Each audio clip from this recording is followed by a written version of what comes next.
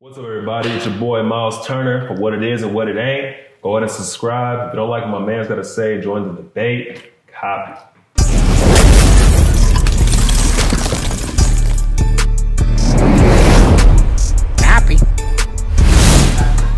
Yo, what's good, everybody? It's your boy Ray from Ray's Podcast, What It Is and What It Ain't. If you don't like what I gotta say, join the debate. We got a special guest here with me today, Indiana Pacers center, Texas native, Myles Turner. What's good, Myles? How you doing? Chilling, man. Chilling, man. Thanks for having me. No problem. Thank you for being here. I like the tradition to keep going on. What I have, when I want to ask you, who is the toughest person you had to guard in the league? Toughest person. I'll give it a combination of people, man. I can't just give it to one.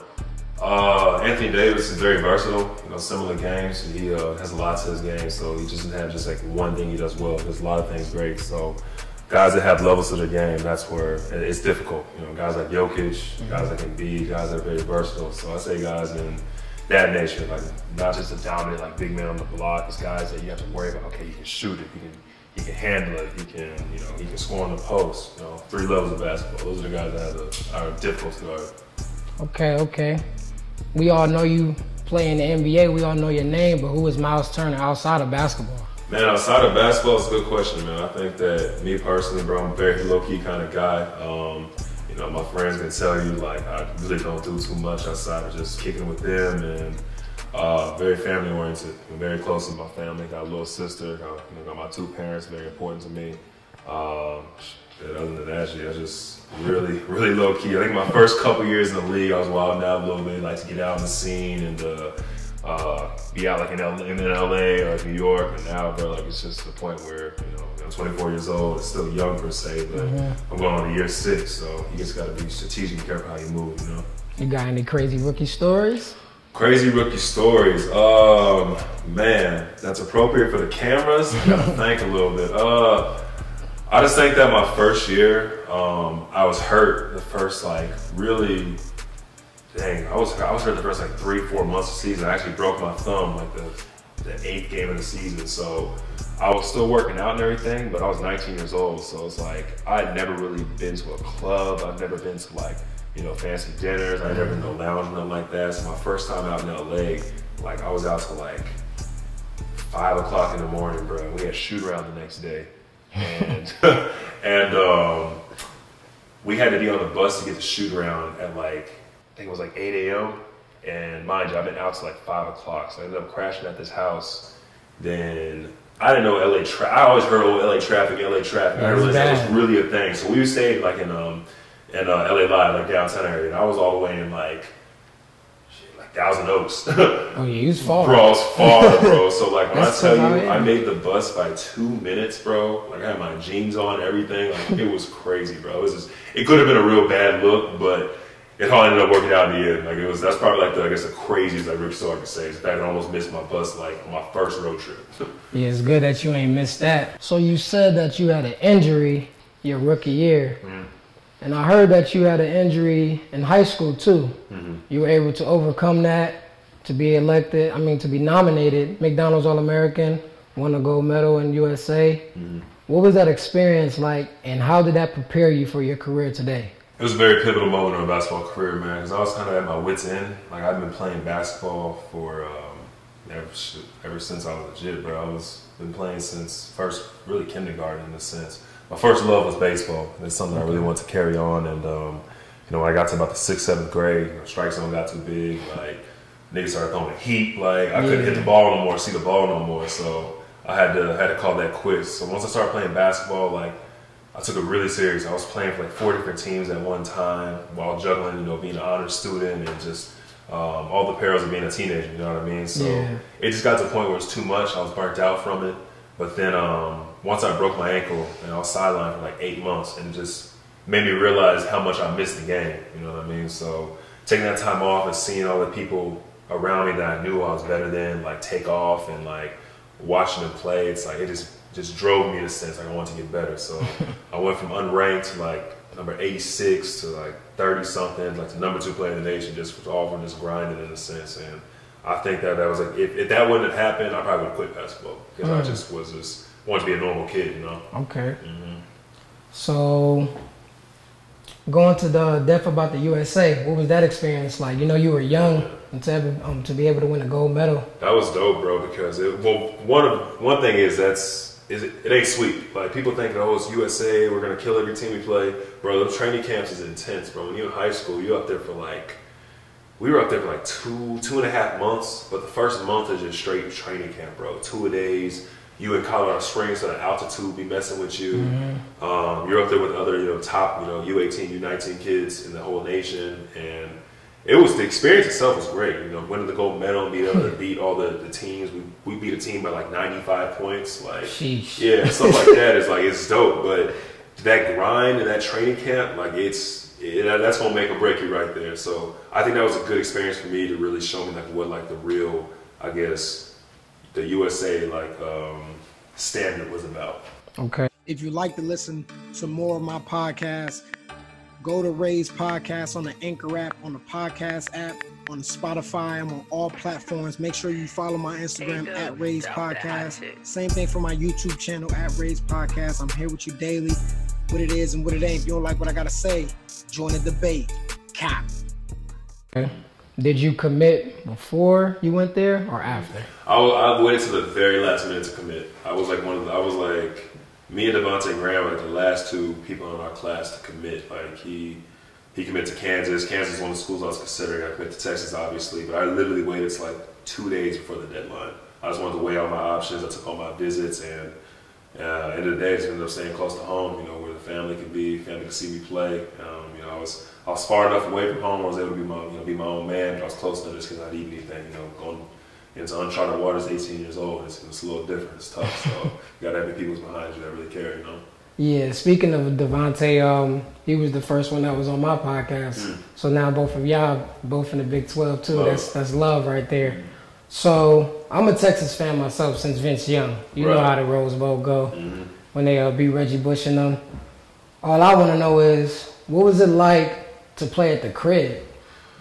Man, so going back to Dallas, or just in Texas as a whole? Texas as a whole. Texas as a whole, man. What people don't understand, bro, is that UT, bro, it's not Texas A&M, it's not Texas, bro. It's the University of Texas. So when people think of Texas, and you think of the Horns.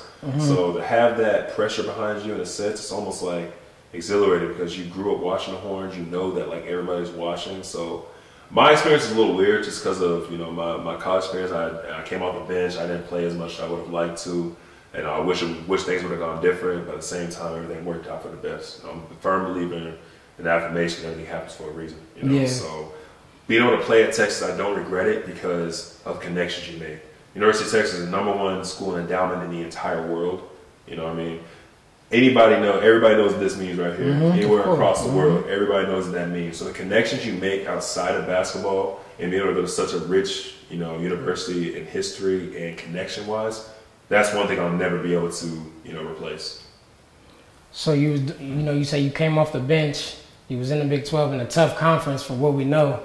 At what point in your freshman year did you realize that you could be a pro?